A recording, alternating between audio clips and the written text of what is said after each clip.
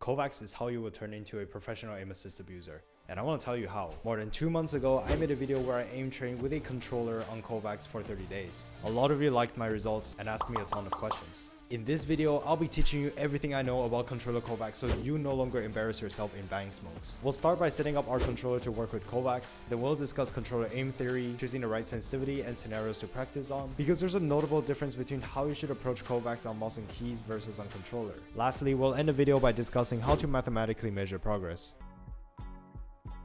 First, we'll be mapping our controller to keyboard or mouse input via Steam. Go to your Steam library, right-click on Kovaak, Properties, Controller, and make sure Steam input is enabled.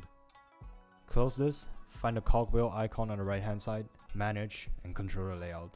Click on the button below Current Layout, and make sure your layout is selected to something with a keyboard and mouse input. Apply it and go to Edit Layout.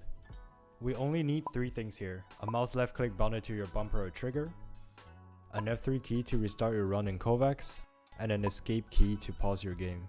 And that's it, because everything else you can control with your mouse. All we're doing is making sure that your hands don't need to get off your controller where you're in the middle of a scenario. That's it for the binds. We'll get back to the joystick stuff later. For now, close this and open Kovaak. Once you're in game, open Settings, Main, and make sure your sensitivity is set to 1 for Valorant. This makes it so that whatever value you input in the Steam input settings will be 1-to-1 with Apex's AOC's values. That's pretty useful to know relatively how fast our sensitivity is.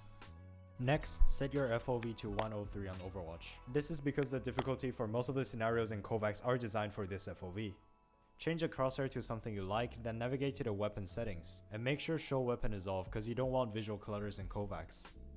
Next, go to the visual settings, make sure hide gibbs is checked, and bullet hole duration set to 0. These settings also remove visual clutter. Also, I suggest spending some time making a theme that you like because you'll be spending quite some time in Kovaak, and it's nice to make the experience less painful than it already is. That's it for the in-game settings. Close the game and go to the joystick settings inside Steam input, and let's talk about sensitivity. I recommend values ranging anywhere from 300 to 400. I personally run 300 for static clicking scenarios and 400 for everything else. The bottom line is, we're just trying to improve at moving our joysticks 1 degree at a time. So forget about making a 1-to-1 match with your in-game sense. Instead, you should pick the sensitivity that will allow you to complete each task with minimal constraints. For example, don't set the sensitivity too low because then your score will be heavily limited by the slow panning speed. Also, don't set your sensitivity too high because that'll make it too difficult to micro adjust that you end up gripping your joystick too hard, resulting in RSI. Choosing the right practice routine is crucial because you don't want to end up spending hundreds of hours doing scenarios that won't help you improve. That's why I just follow Voltaic. It's an aim training community who's made a complete customizable aim training improvement program in both aim labs and Kovaak. Let's set it up. In Voltaic's Discord, find the resources channel and open the benchmark sheet, guide, and fundamental routines document. Head to the spreadsheet, and this is where you'll be mainly keeping track of your progress. We want to save a copy of this spreadsheet to our Google Drive so we could input our scores in it, and don't lose it because you'll be needing it for basically your entire Kovaak life.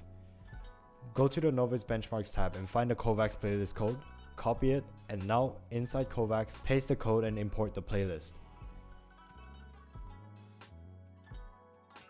Edit the playlist so that every task is 5 repetitions long.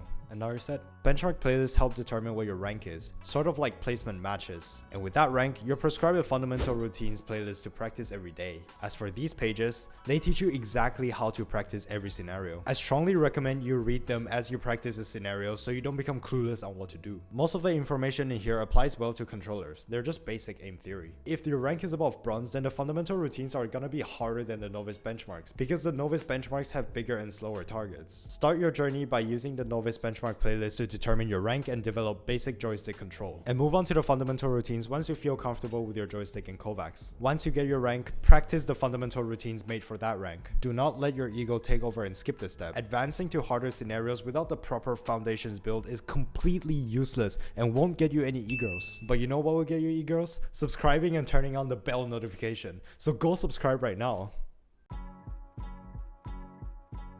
This video won't dive into the Mariana Trench of aim theory. There are way more detailed guides out there made by more qualified individuals. I'll just briefly talk about the 2 most important concepts when it comes to controller aiming: Pathing and smoothing. Pathing, in its simplest sense, is the route your crosshair takes when you move from point A to point B. Perfect pathing is a straight line, but most of the time our pathing looks more like wiggly or curvy lines, and we need to fix that. Pathing on controller is so much more important than on MK because there's a limit to how fast your joystick can go. That's why players like Verhul spend hours every day in the range to practice pathing, and we can do the same thing with static clicking scenarios. It might even be better. We want to prioritize getting to the target in one go, then, without resetting our joystick back to the setter, use click timing to eliminate our target. This is different from what most mouse and keys players do, but remember that we have to make adjustments here and there to optimize our practice for controller. Check out this 2-minute video made by Wes Prado to understand more about pathing, link in description. Next, smoothness. Smoothness is a part of tracking. As a controller player, you must nail down smooth tracking to keep aim assist active throughout a mag.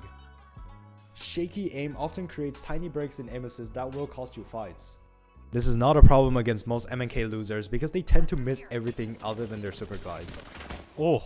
What the hell is that tracking, bruh? But you never know who's on controller, so it's better to be safe than sorry. Prioritize accelerating and decelerating to stay on target rather than using shaky flicks, and your smoothness will automatically develop over time. So what scenarios do I recommend?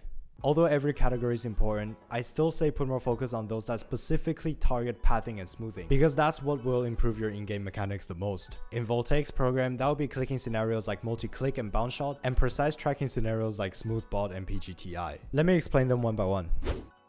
Multi-click will force you to develop straight and fast pathing because that's the only way to consistently improve your scores. Bounce shots targets move in predictable arcs, but can only be consistently eliminated if you shoot at the peak of their bounces.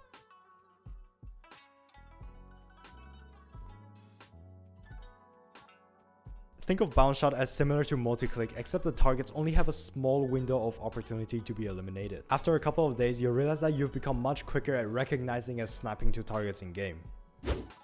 Smooth bot moves in a predictable pattern while slowly adjusting its velocity, forcing you to keep micro-adjusting your joystick by accelerating and decelerating, because any sudden jumps in joystick velocity will make you lose a target and have to reacquire it again.